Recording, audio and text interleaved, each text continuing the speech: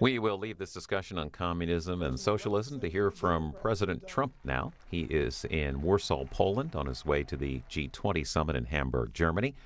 Live now to Warsaw's Krasinski Square for remarks from President Trump. He'll be discussing foreign policy issues.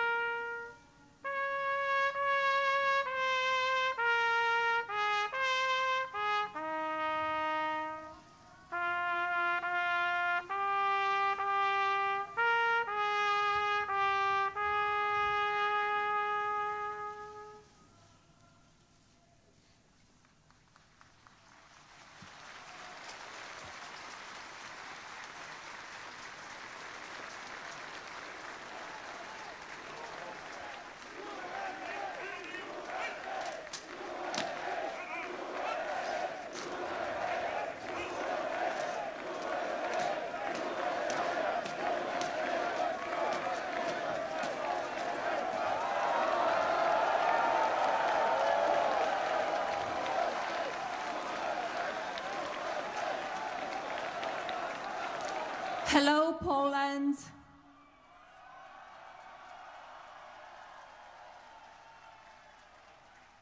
Thank you very much. My husband and I have enjoyed visiting your beautiful country. I want to thank President and Mrs. Duda for their warm welcome and their generous hospitality. I had the opportunity to visit the Copernicus Science Center today and found it not only informative, but thoughtful in its mission, which is to inspire people to observe, experiment, ask questions, and seek answers. I can think of no better purpose for such a wonderful science center. Thank you to all who were involved in giving us the tour, especially the children who made it such a wonderful experience. As many of you know, a main focus of my husband's presidency is safety and security of the American people. I think as all of us can agree, people should be able to live their lives without fear, no matter what country they live in. That is my wish for all of us around the world. Thank you again for this wonderful welcome to your very special country. Your kindness and gracious hospitality will not be forgotten.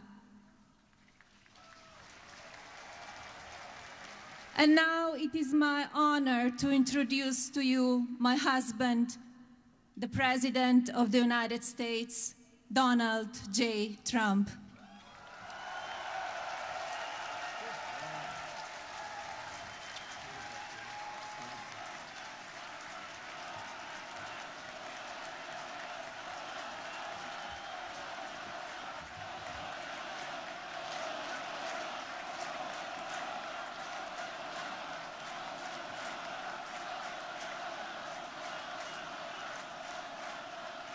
Thank you very much. That's so nice.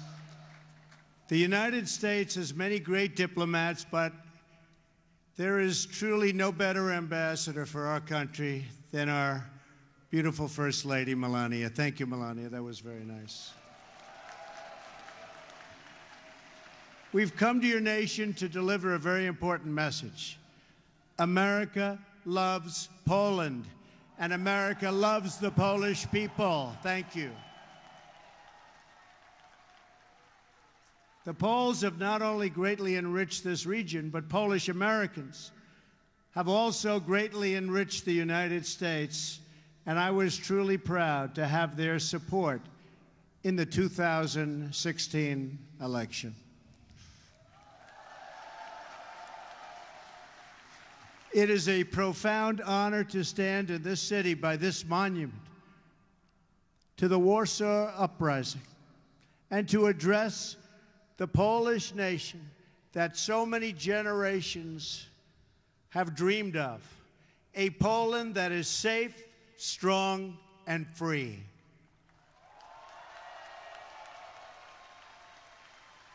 President Duda and your wonderful First Lady, Agata, have welcomed us with the tremendous warmth and kindness for which Poland is known around the world. Thank you.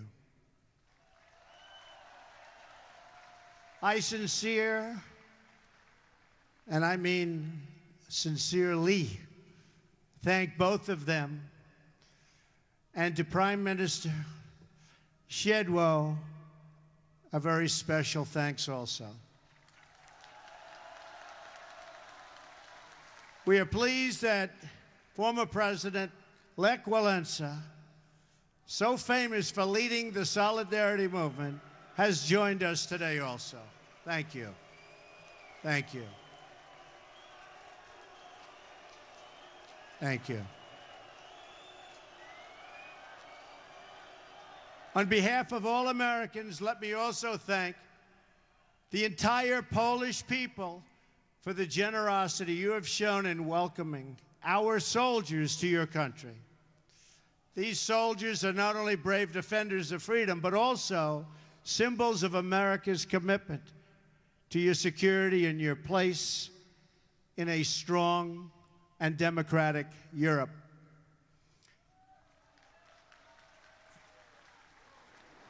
We are proudly joined on stage by American, Polish, British, and Romanian soldiers. Thank you. Thank you. Great job. President Duda and I have just come from an incredibly successful meeting with the leaders participating in the 3 Cs initiative. To the citizens of this great region, America is eager to expand our partnership with you. We welcome stronger ties of trade and commerce as you grow your economies.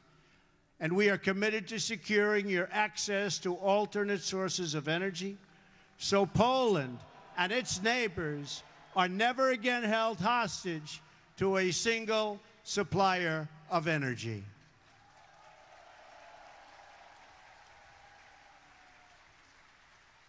Mr. President, I congratulate you, along with the President of Croatia, on your leadership of this historic 3 Cs initiative. Thank you. This is my first visit to Central Europe as president, and I am thrilled that it could be right here at this magnificent, beautiful piece of land. It is beautiful. Poland is the geographic heart of Europe, but more importantly, in the Polish people, we see the soul of Europe. Your nation is great because your spirit is great, and your spirit is strong.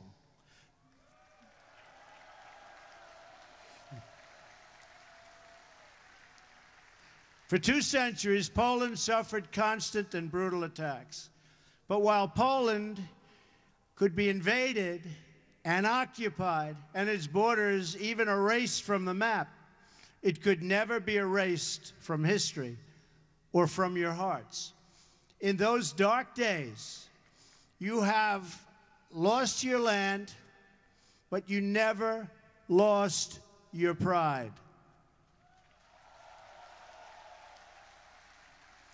So it is with this true admiration that I can say today that from the farms and villages of your countryside to the cathedrals and squares of your great cities, Poland lives, Poland prospers, and Poland prevails.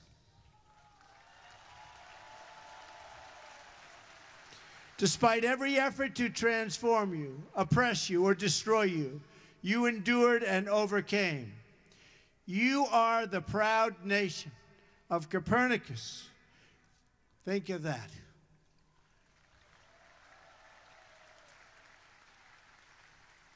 Chopin, St. John Paul II. Poland is a land of great heroes.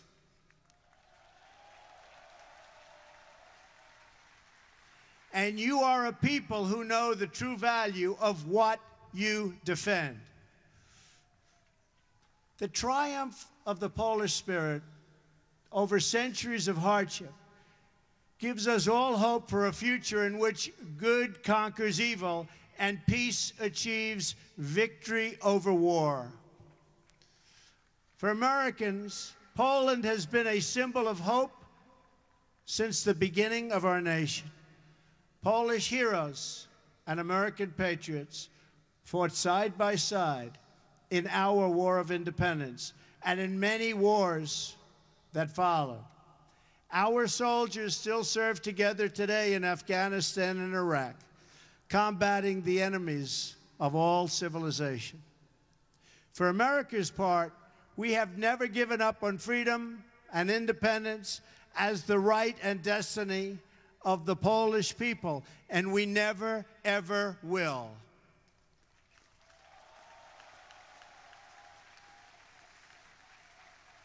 Our 2 countries share a special bond forged by unique histories and national characters.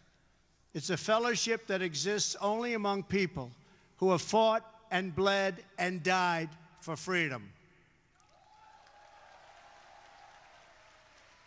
The signs of this friendship stand in our nation's capital. Just steps from the White House, we've raised statues of men with names like Pulaski and Kosciuszko.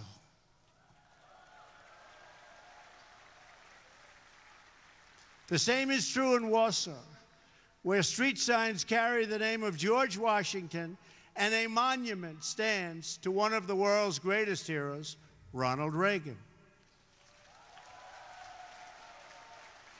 And so I am here today, not just to visit an old ally, but to hold it up as an example for others who seek freedom and who wish to summon the courage and the will to defend our civilization.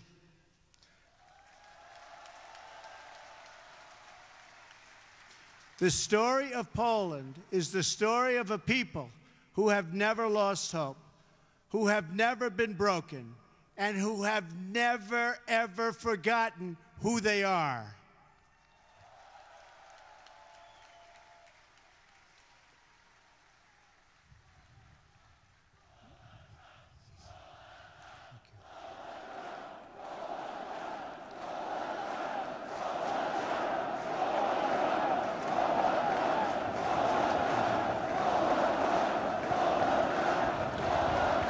Thank you so much. Thank you.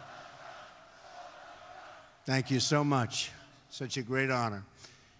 This is a nation more than 1,000 years old. Your borders were erased for more than a century and only restored just 1 century ago. In 1920, in the miracle of Vistula, Poland stopped the Soviet army bent on European conquest.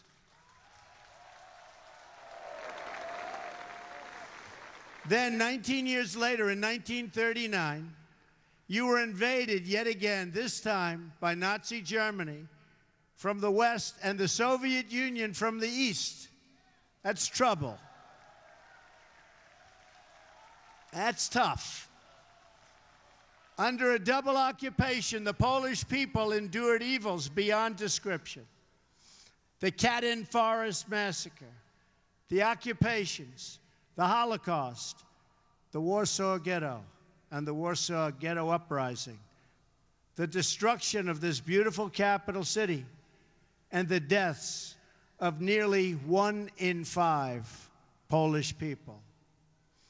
A vibrant Jewish population, the largest in Europe, was reduced to almost nothing after the Nazis systematically murdered millions of Poland's Jewish citizens, along with countless others during that brutal occupation. In the summer of 1944, the Nazi and Soviet armies were preparing for a terrible and bloody battle right here in Warsaw. Amid that hell on earth, the citizens of Poland rose up to defend their homeland. I am deeply honored to be joined on stage today by veterans and heroes of the Warsaw Uprising.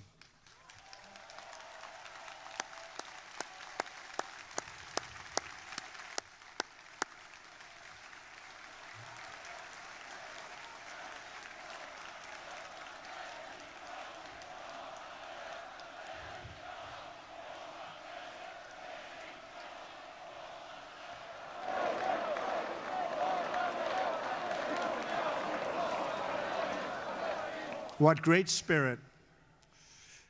We salute your noble sacrifice, and we pledge to always remember your fight for Poland and for freedom. Thank you. Thank you. This monument reminds us that more than 150,000 Poles died during that desperate struggle to overthrow oppression. From the other side of the river, the Soviet armed forces stopped and waited. They watched as the Nazis ruthlessly destroyed the city, viciously murdering men, women, and children. They tried to destroy this nation forever by shattering its will to survive. But there is a courage and a strength deep in the Polish character that no one could destroy. The Polish martyr, Bishop Michael Kozel, said it well: more horrifying than a defeat of arms is a collapse of the human spirit. Through 4 decades of communist rule, Poland and the other captive nations of Europe endured a brutal campaign to demolish freedom, your faith, your laws, your history, your identity, indeed the very essence of your culture and your humanity. Yet through it all, you never lost that spirit.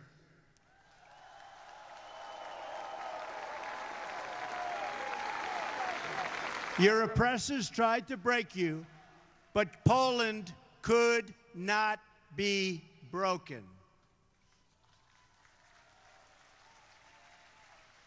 And when the day came on June 2nd, 1979, and 1 million Poles gathered around Victory Square for their very first Mass with their Polish Pope, that day every communist in Warsaw must have known that their oppressive system would soon come crashing down.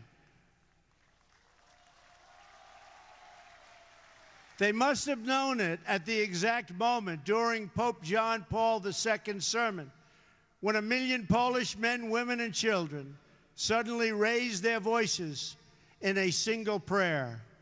1 million Polish people did not ask for wealth. They did not ask for privilege.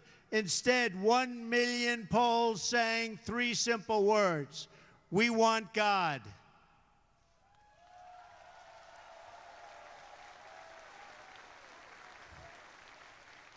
In those words, the Polish people recalled the promise of a better future. They found new courage to face down their oppressors. And they found the words to declare that Poland would be Poland once again.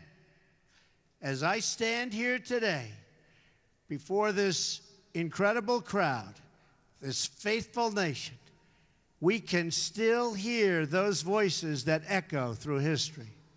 Their message is as true today as ever.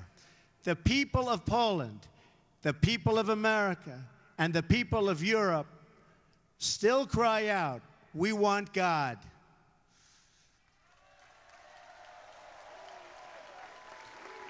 Together with Pope John Paul II, the Poles reasserted their identity as a nation devoted to God.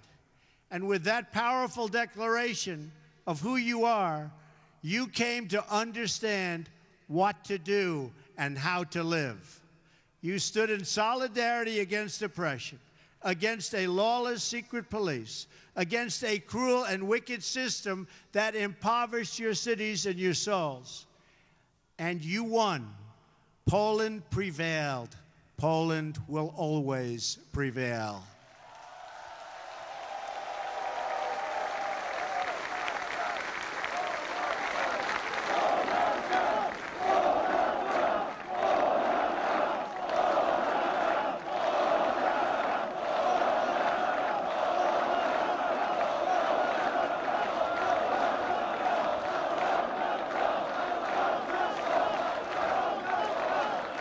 Thank you. You were supported in that victory over communism by a strong alliance of free nations in the West that defied tyranny. Now among the most committed members of the NATO alliance, Poland has resumed its place as a leading nation of a Europe that is strong, whole, and free. A strong Poland is a blessing to the nations of Europe, and they know that. A strong Europe is a blessing to the West and to the world.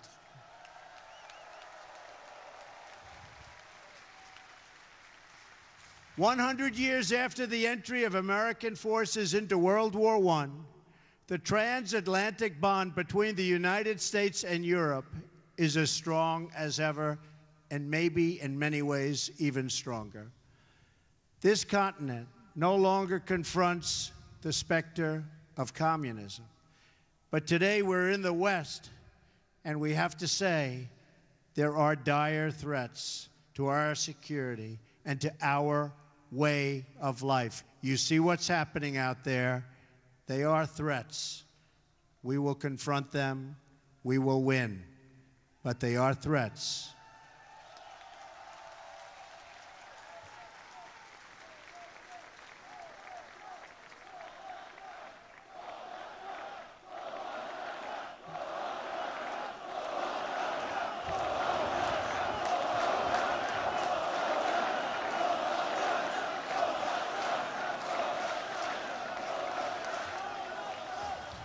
We are confronted by another oppressive ideology, one that seeks to export terrorism and extremism all around the globe. America and Europe have suffered one terror attack after another. We're going to get it to stop. During a historic gathering in Saudi Arabia, I called on the leaders of more than 50 Muslim nations to join together to drive out this menace which threatens all of humanity.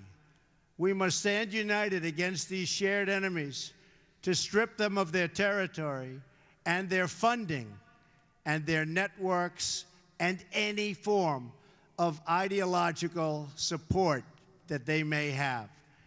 While we will always welcome new citizens who share our values and love our people, our borders will always be closed to terrorism and extremism of any kind.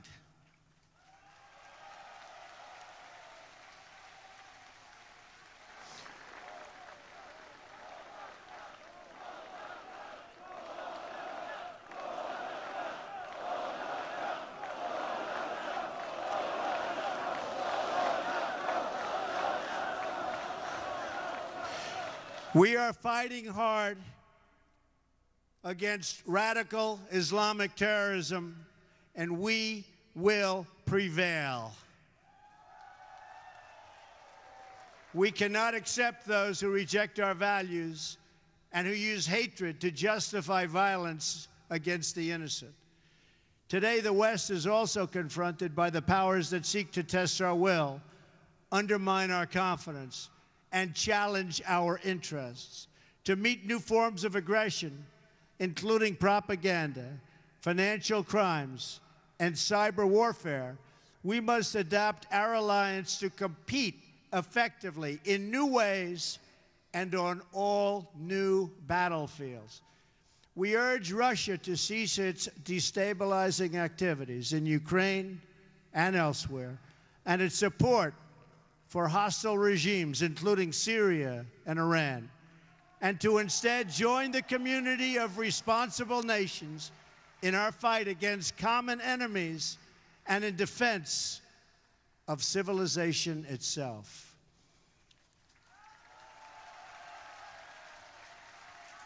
Finally, on both sides of the Atlantic, our citizens are confronted by yet another danger, one firmly within our control.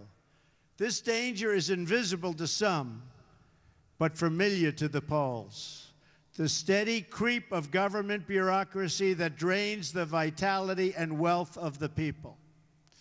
The West became great, not because of paperwork and regulations, but because people were allowed to chase their dreams and pursue their destinies. Americans, Poles, and nations of Europe value individual freedom and sovereignty.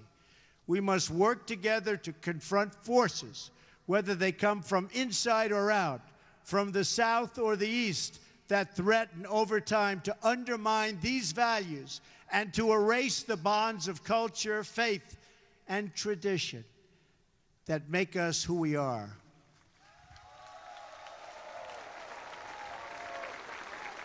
If left unchecked, these forces will undermine our courage, sap our spirit, and weaken our will to defend ourselves and our societies. But just as our adversaries and enemies of the past learned here in Poland, we know that these forces, too, are doomed to fail if we want them to fail. And we do indeed want them to fail. They are doomed not only because our alliance is strong, our countries are resilient, and our power is unmatched. Through all of that, you have to say everything is true. Our adversaries, however, are doomed because we will never forget who we are. And if we don't forget who we are, we just can't be beaten. Americans will never forget. The nations of Europe will never forget. We are the fastest and the greatest community. There is nothing like our community of nations. The world has never known anything like our community of nations. We write symphonies. We pursue innovation. We celebrate our ancient heroes, embrace our timeless traditions and customs, and always seek to explore and discover brand new frontiers. We reward brilliance. We strive for excellence and cherish inspiring works of art that honor God. We treasure the rule of law and protect the right to free speech and free expression. We empower women as pillars of our society and of our success. We put faith and family, not government and bureaucracy, at the center of our lives, and we debate everything. We challenge everything. We seek to know everything so that we can better know ourselves. And above all, we value the dignity of every human life, protect the rights of every person, and share the hope of every soul to live in freedom. That is who we are. Those are the priceless ties that bind us together as nations, as allies, and as a civilization. What we have, what we inherited from our, and you know this better than anybody, and you see it today with this incredible group of people. What we've inherited from our ancestors has never existed to this extent before. And if we fail to preserve it, it will never, ever exist again. So we cannot fail. This great community of nations has something else in common. In every one of them, it is the people, not the powerful, who have always formed the foundation of freedom and the cornerstone of our defense. The people have been that foundation here in Poland, as they were right here in Warsaw. And they were the foundation from the very, very beginning in America. Our citizens did not win freedom together, did not survive horrors together, did not face down evil together, only to lose our freedom to a lack of pride and confidence in our values. We did not, and we will not. We will never back down.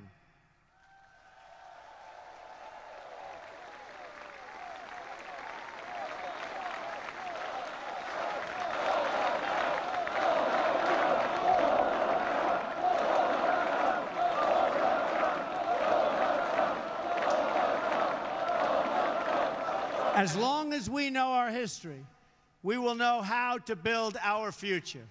Americans know that a strong alliance of free, sovereign, and independent nations is the best defense for our freedoms and for our interests. That is why my administration has demanded that all members of NATO finally meet their full and fair financial obligations. As a result of this insistence, billions of dollars more have begun to pour into NATO. In fact, people are shocked, but billions and billions of dollars more coming in from countries that, in my opinion, would not have been paying so quickly. To those who would criticize our tough stance, I would point out that the United States has demonstrated, not merely with words, but with its actions, that we stand firmly behind Article 5, the mutual defense commitment. Words are easy, but actions are what matters. And for its own protection, and you know this, everybody knows this, everybody has to know this, Europe must do more. Europe must demonstrate that it believes in its future by investing its money to secure that future. That is why we applaud Poland for its decision to move forward this week on acquiring from the United States the battle-tested Patriot air and missile defense system, the best anywhere in the world. That is also why we salute the Polish people for being one of the NATO countries that has actually achieved the benchmark for investment in our common defense. Thank you. Thank you, Poland. I must tell you, the example you set is truly magnificent, and we applaud Poland. Thank you. We have to remember that our defense is not just a commitment of money. It is a commitment of will. Because as the Polish experience reminds us, the defense of the West ultimately rests not only on means, but also on the will of its people to prevail and be successful and get what you have to have.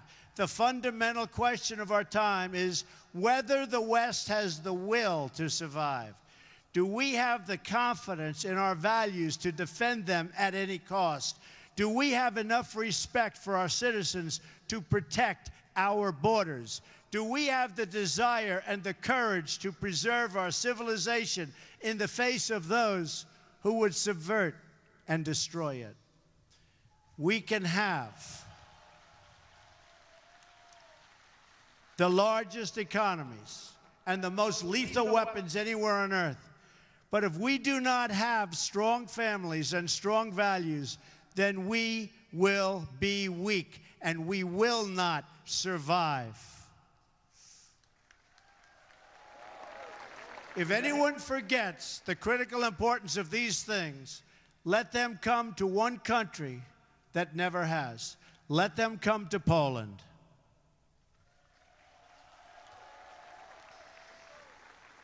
And let them come here to Warsaw and learn the story of the Warsaw Uprising. When they do, they should learn about Jerusalem Avenue. In August of 1944, Jerusalem Avenue was one of the main roads running east and west through this city, just as it is today. Control of that road was crucially important to both sides in the battle for Warsaw. The German military wanted it as their most direct route to move troops and to form a very strong front. And for the Polish Home Army, the ability to pass north and south across that street was critical to keep the center of the city and the uprising itself from being split apart and destroyed. Every night, the Poles put up sandbags amid machine gun fire, and it was horrendous fire, to protect a narrow passage across Jerusalem Avenue. Every day, the enemy forces knocked them down again and again and again. Then the Poles dug a trench. Finally, they built a barricade. And the brave Polish fighters began to flow across Jerusalem Avenue. That narrow passageway, just a few feet wide, was the fragile link that kept the uprising alive. Between its walls, a constant stream of citizens and freedom fighters made their perilous sprints.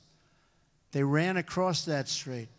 They ran through that street. They ran under that street, all to defend the city. The far side was several yards away, recalled one young Polish woman named Greta. That mortality and that life was so important to her. In fact, she said, the mortally dangerous sector of the street was soaked in blood. It was the blood of messengers, liaison girls, and couriers.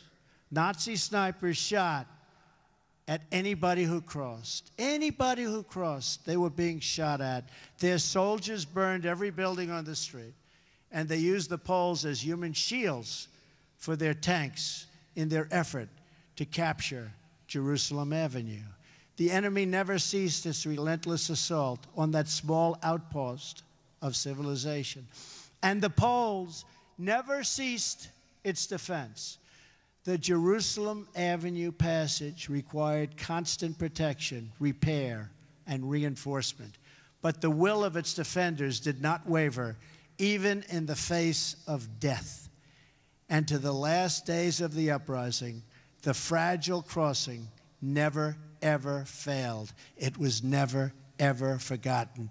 It was kept open by the Polish people. The memories of those who perished in the Warsaw Uprising cry out across the decades, and few are clearer than the memories of those who died to build and defend the Jerusalem Avenue crossing. Those heroes remind us that the West was saved with the blood of patriots, that each generation must rise up and play their part in its defense.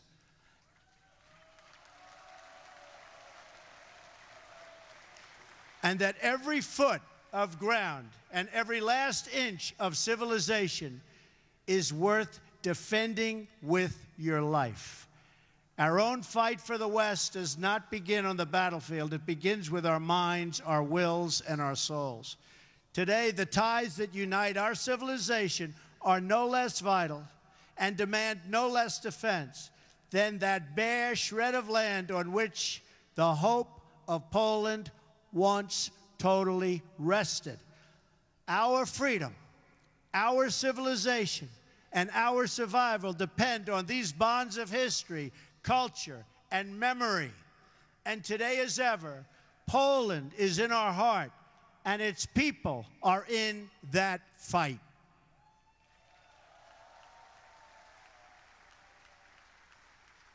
Just as Poland could not be broken, I declare today for the world to hear that the West will never, ever be broken. Our values will prevail, our people will thrive, and our civilization will triumph.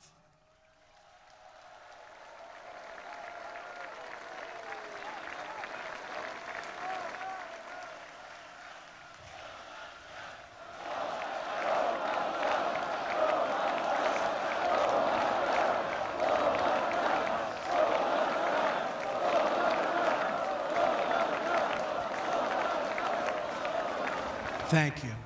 So together, let us all fight like the Poles, for family, for freedom, for country, and for God. Thank you. God bless you. God bless the Polish people. God bless our allies. And God bless the United States of America. Thank you. God bless you. Thank you very much.